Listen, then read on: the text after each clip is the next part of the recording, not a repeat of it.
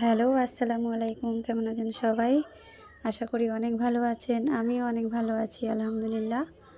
তো আজকে একটা নতুন ভিডিও নিয়ে এসেছি আপনাদের সামনে। তো নতুন ভিডিও দেখতেই পাচ্ছেন, আমি আমার রুমের জন্য একটা ওয়াল ফ্রেম অর্ডার করেছিলাম। তো সেটাই আমি আনবক্সিং করে দেখাচ্ছি আপনাদেরকে।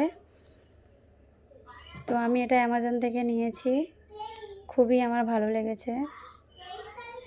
আর কোয়ালিটি দেখেন, খুবই সুন্দর কোয়ালিটি, অসাধারণ একটা কোয়ালিটি, খুব সুন্দর।